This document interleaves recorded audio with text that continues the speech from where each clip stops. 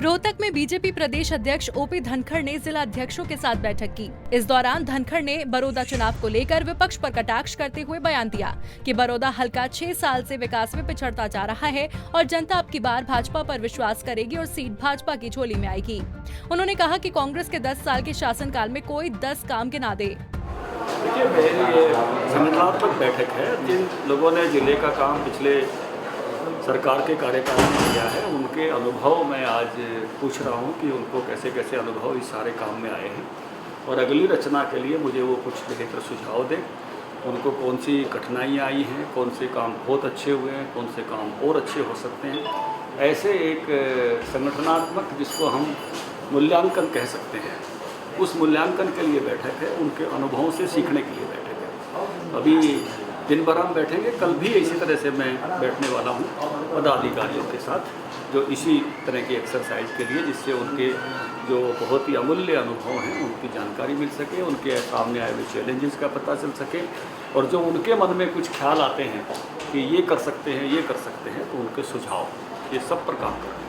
चुनौतियाँ भी बहुत हैं, कैसे? निश्चित रूप से उनके सामने जो चुनौतियाँ आई हैं उसी से हमको ध्यान में आएगा कि कैसे कैसे चैलेंज आते हैं और कैसे कैसे और बेटरमेंट की तरफ बढ़ाएं। शिक्षा नीति नई लागू हो गई है, किस तरीके से देखते हैं? देखिए, बहुत ही अच्छा निर्णय है। मैं बधाई दूंगा प्रधानमंत्री जी को और निशंक जी को, और ये हमारे सर्वांगीण विकास के लिए और तेज़ी के साथ आगे बढ़ने में काम आएगी। जैसा ह्यूमन रिसोर्स चाहिए वैसा ह्यूमन रिसोर्स तैयार करने में इसकी महत्वपूर्ण भूमिका। सर, रफाल को लेकर किस तरह से? देखिए, रफाल के बारे में तो बड़ी भारी खुशी है कि रफाल अम्बाला में उतरे और भारत में पूरा का पूरा एक पहली बार मैं देख रहा हूँ कि किसी एक इस तरह के लड़ाकू विमान के आने से जैसी खुशी मैंने देखी है ज़िंदगी में, कभी इससे पहले नहीं देखी थी। आप मीडिया के लोगों ने भी देखा होगा, मीडिया ने भी बहुत जोरदार स्वागत किया है।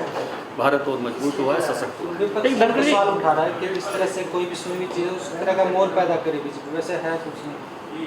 देखिए, विपक्ष तो बहुत सब तरह के उत्तर उनको दिए जा सकते हैं। कई बार जब सवाल के लिए खड़ा रह जाता है तो जनता भी समझती है कि सवाल ओनली फॉर सवाल है, उस सवाल की गंभीरता भी खत्म होती है। विपक्ष के ऐसे रफाल को लेकर सवालों की गंभीरता अब खत्म हो गई है। लेकिन तो काफ़ी मतलब प्रभावित हो रहा है या उसको लेकर सरकार ने उस समय भी, किसानों ने खुद ने भी बहुत मेहनत करके टिड्डी दल को भगाया है। लेकिन मैं ये कहूँगा कि हरियाणा जोखिम फ्री के मामले में सबसे अच्छा स्टेट है।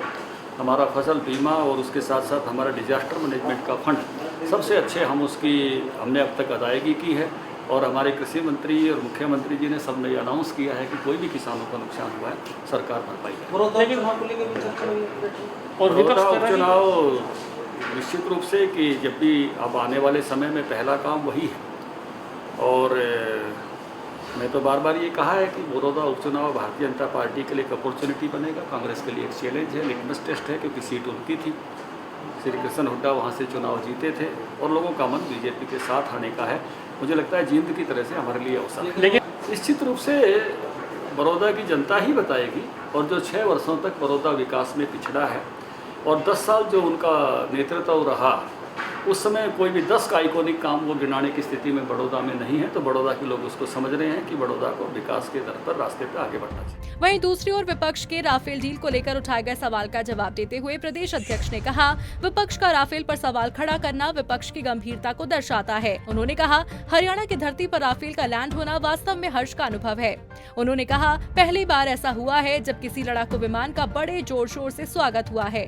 गौरतलब है, कांग्रेस दावा कर रही है कि राफेल खरीद की डील कांग्रेस सरकार में हुई थी, लेकिन अब भाजपा ने चोरी छिपे राफेल की डील की और इसे बनाने का कॉन्ट्रैक्ट अनुभवहीन कंपनी को दिया है, जो भाजपा पर सवाल खड़े करता है।